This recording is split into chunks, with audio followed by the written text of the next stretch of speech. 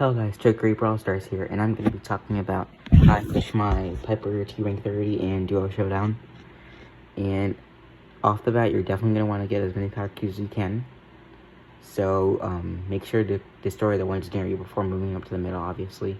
Here I do make a bit of a mistake in just running towards them without any train of thought or at least shooting. But you can also tell there that I also moved up and down, and instead of immediately getting the power cube, I went backwards a little bit to dodge. Here, since I see the Piper up there, I'm shooting in the bushes to make sure that there's no one else in there. Because generally, if there's one teammate there, there's going to be another one. Here, my friend is just kind of blocking off the way so we can get a little bit of protection here. And we're going to wait for the walls to be broken. And I was able to snipe that crow. I just noticed him because he walked outside the bushes a little bit. Here, it's more of just you just kind of shooting randomly in the bushes. Well, not randomly, but shooting in their general direction. And hoping if it hits, because he's in the bush. And since we noticed that there was another team over there, we make it our best effort to try to push them as far as we can towards them. So that way they can get interfered with the other team, and they would be killed. There, I was actually kind of trying to run back to a bush. I was getting a little too antsy and trying to use ambush. That's one problem with using ambush, that you might have that feeling that you really want to use it all the time, but it's not the best. And here we push now all the way back, so we're able to collect these power cubes. I did make sure to check that bush just in case, and the Piper there ran out of space, so I was able to take her out pretty easily.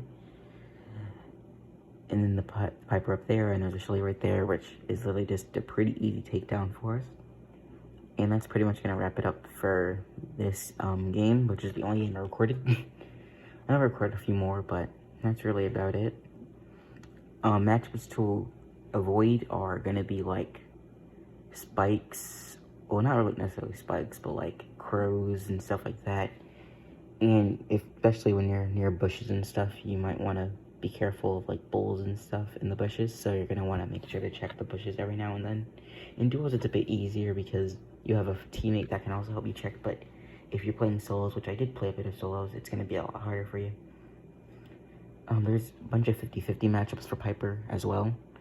Like Spike, Crow is kind of a 50-50. It really depends on if he gets to jump on you, and it also kind of depends on your skill. I generally still have a pretty decent hard time with Crows.